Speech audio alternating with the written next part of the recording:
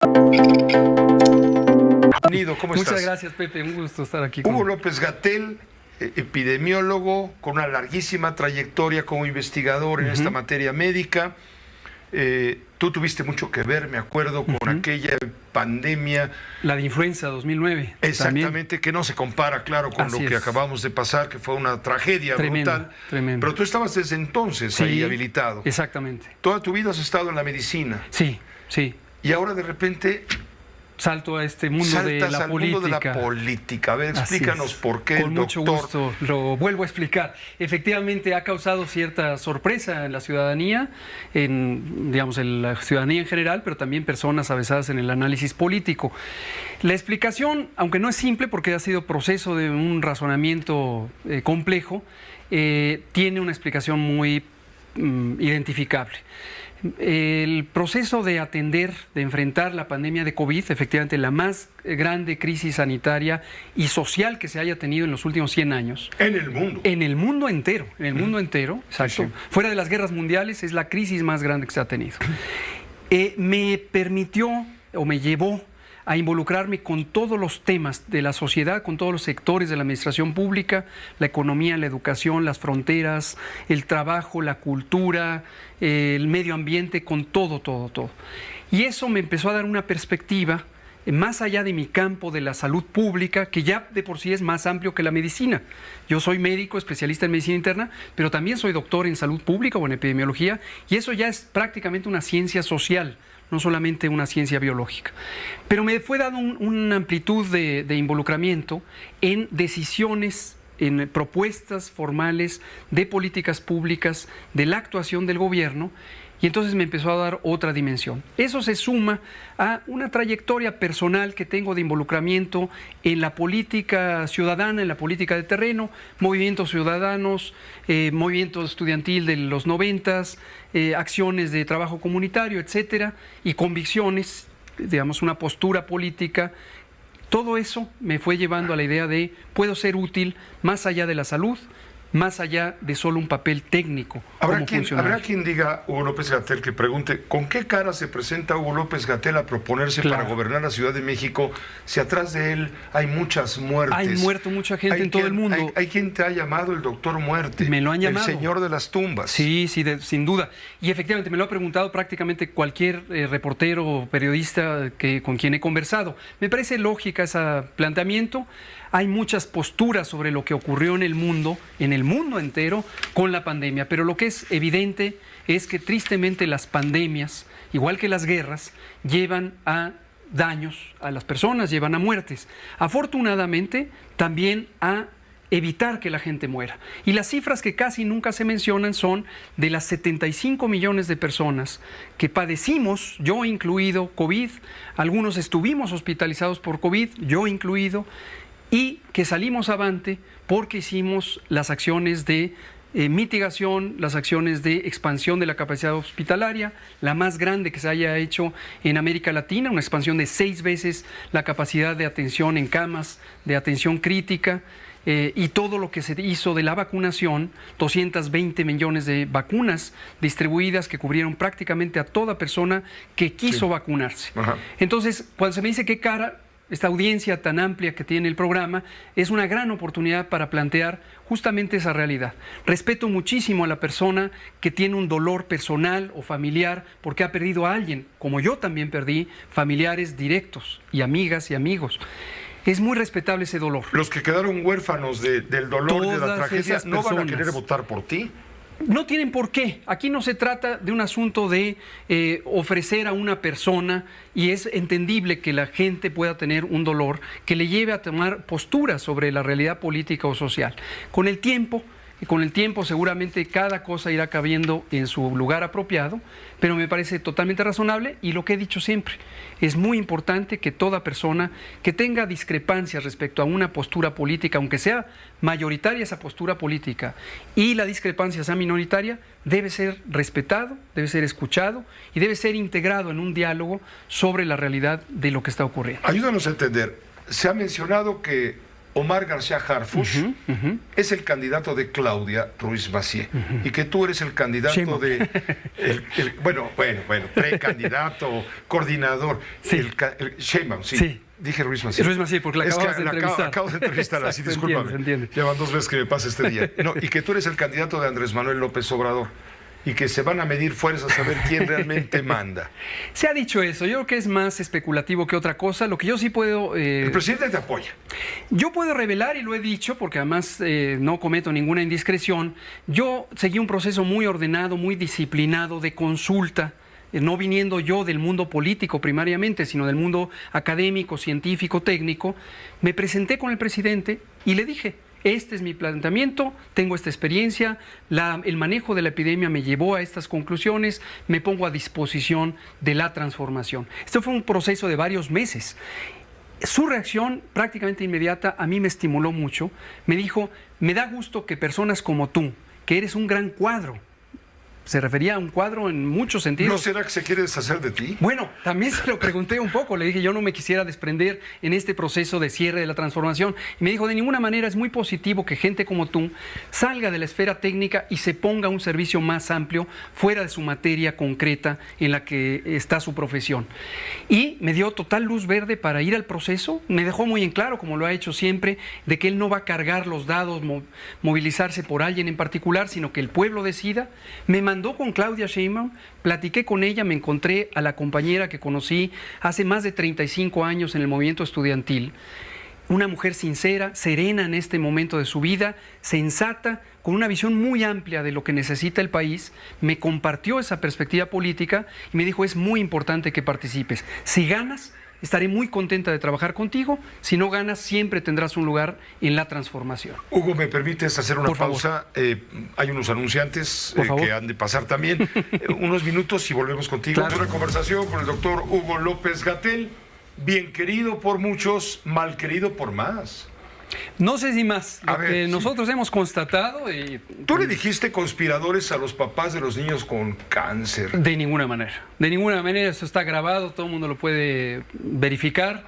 Lo que dije en su momento, ante un problema real y legítimo de algunas familias que no tenían los medicamentos contra el cáncer de sus hijos, Ese es un estaban crimen. protestando. Eso ahí está y no se les escatima 1 miligramo de legitimidad. Tan es así que instalamos una mesa de diálogo, duró más de un año. Yo la inauguré en su momento con la ayuda de la secretaria Sánchez Cordero cuando era secretaria de Gobernación. Y el diálogo permanece hasta la fecha. Lo que yo dije en su momento es que la narrativa política, por motivaciones políticas, aprovechaba esa situación legítima de protesta de padres y madres para inclinarla a posiciones que en América Latina las hemos visto asociadas con posturas golpistas. Es exactamente lo que dije y lo sostengo, ¿no? Ahora, el punto que decías de bien querido por pocos y mal querido por muchos, depende de dónde esté cada dices tú, quien en la por sociedad. cada uno que no me quiere hay 500 que sí Te me quieren. platico cómo No lo te hemos la creo. constatado. Bueno, no, hay que salir a la calle. Hay que salir a la calle en vez de estar encerrados en los escritorios o leyendo ciertos medios de comunicación. Lo que podemos constatar es salimos a la calle y así hicimos nuestra métrica y contamos cuánta gente se acerca espontáneamente a abrazar, a pedir unas fotos, a agradecer su vacuna, etcétera, etcétera. Y vamos contando. ¿Cuánto tiempo pasa hasta que nos encontramos a alguien que me grita estos epítetos que acabas de señalar o me insulta o algo? La proporción es 1 a 500, 1 a 500. No es para presumirlo. Lo que estoy diciendo es, ahí hay una minoría que está enojada, es respetable que tenga una postura y hay que escucharle. Aquí hay una gran mayoría que ha estado trabajando por la transformación y las encuestas de aceptación de la doctora Sheinbaum o del propio presidente López Obrador o del proyecto de transformación o del manejo de la pandemia, las encuestas hablan directamente. Entonces, yo respeto, aunque sea una persona que no me quiere, le respeto y hay que escucharle, pero no son la mayoría. De los 800,000 muertos, 700,000, 800,000 muertos que dejó la pandemia, ¿cuántos hubo en la Ciudad de México? Porque los deudos de los 40,000, 50,000, ¿cuántos fueron en la Ciudad de México? Tanto en la Ciudad de México... Esos no van a votar por ti. No, por supuesto, porque están muertos. No, me refiero a los familiares. Claro, pero aquí es importante, Pepe, porque si uno ve las cosas con objetividad, o uno desea ver las cosas con objetividad, uno tiene que hablar de esos sufrimientos, de las familias, de las personas que fallecieron, incluyendo mis familiares directos, porque yo también perdí gente, pero también tiene que hablar de los 75 millones de personas que fueron atendidas oportunamente en cada cama de hospital que expandimos durante el proceso, en un proceso históricamente rápido, y que salieron avante porque tuvieron un ventilador, tuvieron medicamentos, tuvieron un especialista en medicina crítica y un equipo multidisciplinario. También de todas las personas que no murieron, porque aplicamos vacunas a prácticamente el 90% de la población. Solo se quedó fuera quien no quiso vacunarse, vacunas totalmente gratuitas, priorizando a las personas que históricamente han quedado relegadas, ¿no? Todo ese conocimiento es el que hoy aplicamos en la Ciudad de México, y el mensaje es ese. Hugo López-Gatell directamente está viendo a la cara de la sociedad y se está planteando encabezar la transformación en la Ciudad de México. Cuando venga la encuesta el 27 de octubre, Hugo López-Gatell es la respuesta en la encuesta.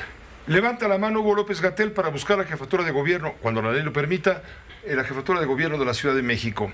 ¿No será que Hugo López-Gatell lo que está buscando a toda costa es tener fuero ya sabía político? Que me lo ibas a decir. Pero por supuesto, de esa no te escapas. Mira, pero que te lo andas platico. queriendo fuero para que no te vayan a meter al bote porque puedes llegar a ser carne de presidio. Claro, y otras periodistas me han mencionado a un abogado que está haciendo una simulación de proceso judicial.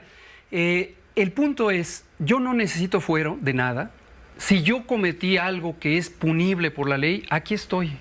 No me voy a esconder de nada. No considero, y hasta el momento, con todos los ataques, 3 años y medio de ataques sistemáticos, mediáticos, políticos y hasta judiciales, no hay nada que sostenga que yo he cometido una falta de este tamaño, por dramática que fue la pandemia en absolutamente todos los rincones del mundo. ¿No te sientes responsable de que con tu actuación hubo muertes que no debieron haber ocurrido todos porque tuviste una mala atención del problema? Todos lamentamos la muerte o el daño a la salud de las personas. La pandemia, por definición, es un problema que le ocurre absolutamente a todo el mundo. Los equivalentes de mi trabajo como subsecretario de vocero y de organizador de la respuesta en España, en Alemania, en Dinamarca, en Francia, en cualquier lugar del mundo, sufrieron igual ataque. Esto es un proceso, además, que es conocido también en las ciencias médicas y las ciencias de la psicología. Cuando hay una situación de adversidad, de dolor, de pánico, de sufrimiento, uno naturalmente busca a quien se la paga, aunque no sea quien se la debe. Porque en una pandemia, el único que la debe es justamente, por un lado, el agente biológico, el virus SARS-CoV-2, y por otro lado, la situación que ha llevado a 3 lecciones aprendidas: la desigualdad social, el desmantelamiento del Sistema Nacional de Salud durante 40 años en actos de corrupción y de privatización, y tercero, el estado de salud que tiene la población de México de base, que es las más grandes epidemias de diabetes, hipertensión, obesidad y sobrepeso, que son consecuencia del modelo de alimentación que tiene México, no por voluntad de las personas, sino por una industria que ha estado empujando productos y bebidas chatarra, y es la que nos tiene en esta condición. Esas son 3 lecciones que ha aprendido el mundo, la Organización Mundial de la Salud, y es la reflexión colectiva en todos los especialistas de salud pública del mundo. ¿Duermes tranquilo después de saber que tú recomendaste en su momento no usar el cubrebocas? Es interesante, Pepe, parece que es un guión construido. No, ¿cuál guión construido? Bueno, yo me es muy preparo interesante. para hablar con gente como tú, yo tengo respeto, que estar preparado. Claro, y es tu papel además tomar las narrativas que se han ido fabricando en los medios corporativos, respetables. Pero la veracidad de esas afirmaciones se cae. Hay videos de 451 conferencias que dimos todas las noches a las 7 de la noche, y se puede verificar lo consistente de la recomendación del uso del cubrebocas, que nunca quisimos forzar obligatoriamente en las personas. Muy a diferente de lo que se hizo en los gobiernos autoritarios en América Latina, incluso en la ilustrada Europa, se hicieron medidas de coerción con la policía, con multas, con obligar a la gente físicamente a entrar en la casa, y nosotros, por convicciones libertarias que se sumaron o empataron con un elemento técnico de la salud pública, sabemos que las medidas de prevención no se pueden obligar. Y logramos, eso es algo que casi no han dicho, logramos que 87% de los mexicanas y mexicanos usaran consistentemente el cubrebocas. Esto no es una encuesta que hicimos nosotros. Esta se hizo por la Universidad de Londres y junto con 5 países asiáticos que tienen una alta cultura de uso de cubrebocas, México figura ahí. Fíjate qué interesante. Entonces, esta conexión de tú fuiste el culpable de que este señor no usara el cubrebocas y ahora por eso se murió, es estar estirando el argumento. Pero regreso a la Ciudad de México. El punto es, la Ciudad de México es una de las ciudades, o posiblemente la más progresista del país.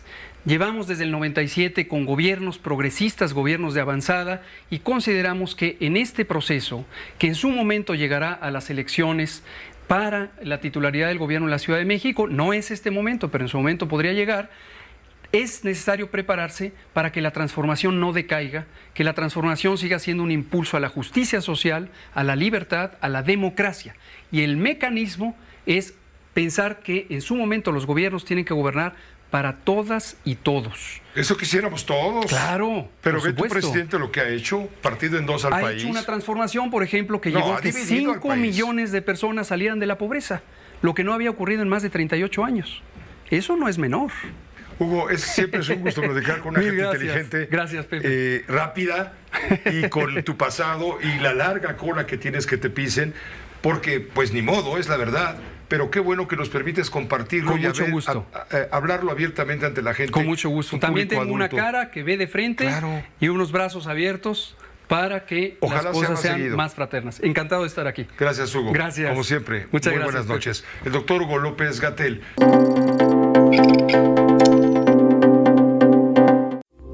Esta fue una producción de Grupo Fórmula. Encuentra más contenido como este en radioformula.mx.